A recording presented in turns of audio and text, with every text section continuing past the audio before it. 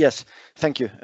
So my subject is not very related to new technologies, but however, I would like to give you like maybe a broader view why the new technologies are also important. But my presentation, maybe here is like very short outline. I will give you like what are the basis of our insights and data sources. And I would like to talk more about the global needs and wood industry, planted forests. What are the timberland investments? What are the expected returns? But also like wood and forest carbon costs. What are the restoration realities? And yes, that's all. So as Matthias mentioned, we organize the International Forest Business Conference every 2 years. So and this conference is like platform basically where we discuss with different forest investment leaders and wood industry representatives what is happening in the global arena of forestry. But also we published 2 scientific journals, Journal of Forest Business Research and Forest Monitor, that address different issues in forestry. And at the end of my presentation, I will give you the links. Both journals are open access, so everyone can read the articles published there. But also I will refer to I will point you to some papers that are quite important to study. So first of all, we have a growing demand for industrial roundwood production in the world. So according to some FAO statistics and studies, the forest sector needs more than $70 billion annually by 2050, and 40 billion per year are needed for the industrial roundwood production, 25 for modernizing and expanding wood industries, and around 5 to 7 for substituting non-renewable materials. So there is, of course, a financing gap. The public finance alone is not sufficient to meet sustainability goals, and most capital must come from private sources. So that's the space where the private forest investments are taking place. On the other hand, we have like planted forest needs. So it is estimated that by 2070, between 380 to almost 500 million hectares of planted forests are required to satisfy worldwide needs for fiber, timber, and carbon sequestration. So this is quite huge increase of more than 30 to even 60% over 2020 levels that currently we have around 290 million of hectares of planted forests. So there are, of course, different initiatives such as Trillion Trees initiatives, and they are even assuming that with such big, let's say, scope initiatives, assuming average planting rate of 1,000 trees per hectare, it translates basically to 10 million hectares planted of planted forest by 100 countries. So identifying suitable planting sites around the world for such a vast area is complex, and it's quite difficult. And in one study published in the Journal of Forest Business Research, Professor Fred Cabbage from North Carolina State University and his colleagues, they basically analyzed this 1 trillion trees initiatives, and they basically found that there is no single country in the world that can reach 10 million hectares, but many, of course, can support a million of hectares of planted forests. And the best prospects they found in Latin America and Asia, and they were Argentina, Brazil, China, Colombia, Indonesia, India, Laos, or Vietnam, and some countries with very high potential such as Cambodia, Chile, Mexico, Myanmar, Paraguay, Thailand, and Uruguay. So they found that these countries can, with their like vast areas, they can support such big planting initiatives of trees. Then there is also like another study also published in 2024, but it will be updated study published soon in the journal. So I encourage you to follow the journal online about basically what are the timberland costs, returns, and applications. So basically they analyze different countries in Latin America, Asia, and Northern Hemisphere as well. This is the study that was, I think, it's taking place already more than 20 years and is updated every 2-3 years continuously. So in this study, researchers from around the world, they basically also updated the different costs, revenues, wood prices, but also like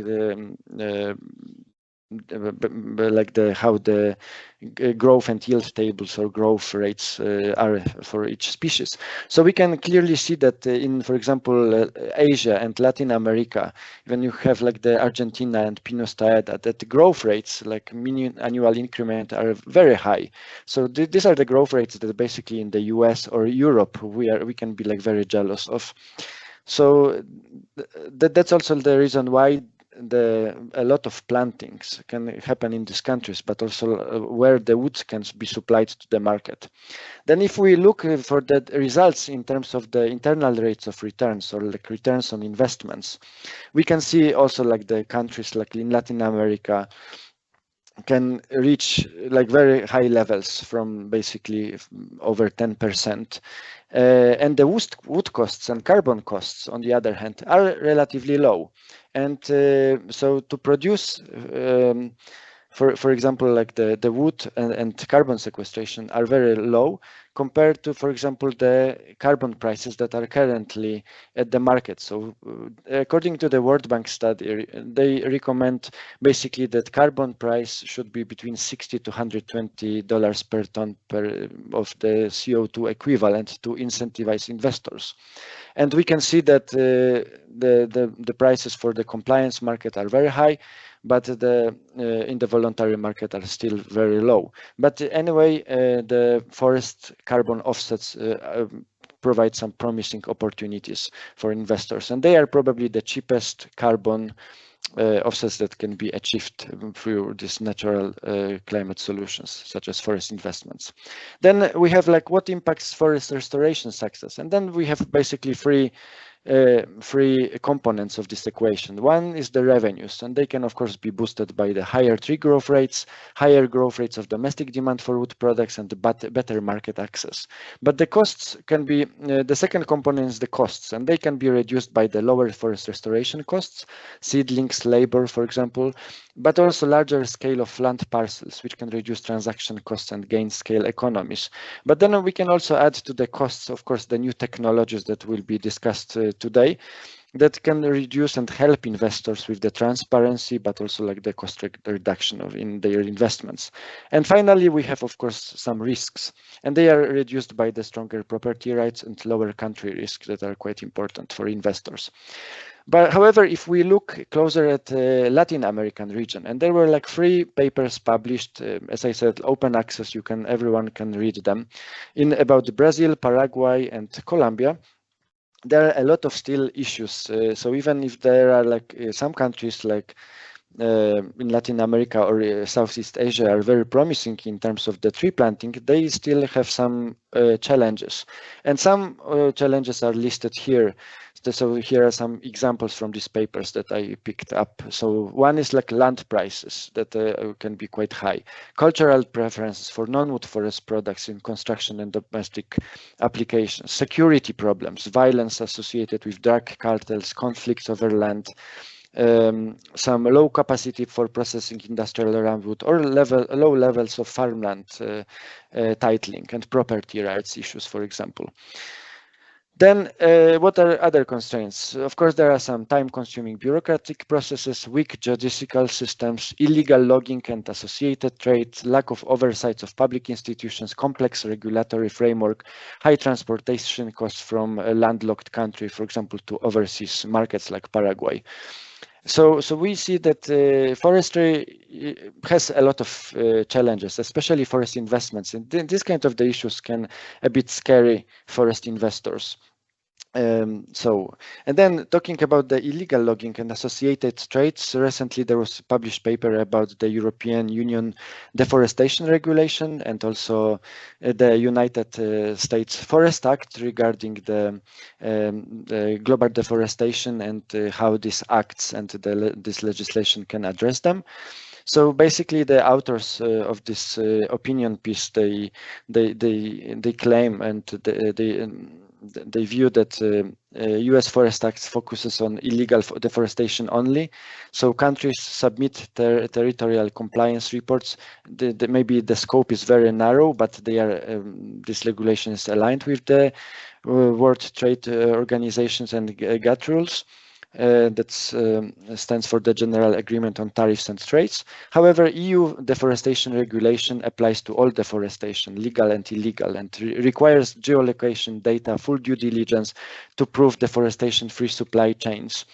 So that's also quite important that EUDR will redirect EU demand towards traceable low risk timber, and to some extent it will penalize high risk sources. So if we talk in this context about the new technologies, the operators who operate forest investments in different locations, they must invest in some geo-mapping, digital traceability, and due diligence reporting basically. And this can increase, of course, short-term costs, but it will drive long-term efficiency in the future. So we're talking here about winners and losers, certified plantation timber and assets in low standard risk jurisdictions will benefit, while small holders without support may struggle to access EU markets. So this is very close comment on the regulations. But I recommend you to read this paper in full. It's very, very interesting, actually. So then, of course, we have like some poor governance and the approach of certain countries to forest resources. So in one study published in Forest Monitor, the researchers from Germany, they found that most global south countries fail to repeat national forest inventories after initial foreign assistance. And 94% of single NFI countries are in the global south, and 75% reported failure basically in maintaining long-term forest monitoring systems. And I'm talking about it is because this is also quite important where the new technologies can support maybe reduce the cost, the burden, but also it requires from the authorities in these countries to understand that if we want to talk to investors, they need to have good source of information about the country's forests, their growth and yields, and so on. Then last thing what we should discuss are the transaction costs, and why we can ask from the perspective, for example, of Latin America, why a lot of capital is coming to the United States, for example, instead of some countries in Asia, Africa, Europe, or Latin America. And one possible explanation can be the transaction costs. So if you will see in this table, coming from the article from the researchers from the University of Georgia in the US, that like sum of average reported costs in the US is basically half of what is reported outside of the US. And this is one of the drivers what I discussed. The costs are very important for timberland investors. So in conclusion, that in many countries, the plantation sector has profit potential if it can overcome some growth barriers. Then scaling up greenfield investments in low and middle income countries require coordinated public sector investments and policy interventions to improve general investment conditions. Blended finance is discussed as one possible solution, so where there is some combination of public and private finance to scale investments. And public finance, of course, creates conditions, but then we should understand that private sector actually drives the growth. So you can find more on the journals that I mentioned through some articles, but there's more than 50 different articles you can read open access about the ongoing changes in the forest sector. Maybe you can even contribute and submit your own paper about forestry conditions in Argentina, and investors can also learn from open source credible source of information about what is happening in some other countries not discussed in my presentation. And then last, as Matthias mentioned, that we organize this International Forest Business Conference every 2 years, and the next edition will be next year in 2026 in northern Poland. We still have a call for speakers, so feel free to reach out to me. And then this conference basically discusses different global trends in forest investments wood industry, but we will have also sessions and panels on new technologies in forestry. So forest investors and asset owners basically can also learn what are the newest digital and information technologies that they can apply to their everyday forest managements and operations. So here are the references that I used during preparing my presentation, and I'm very sorry, but I will not participate in the questions and answer sessions because I need to pick up my daughter from kindergarten. So thank you very much for your attention.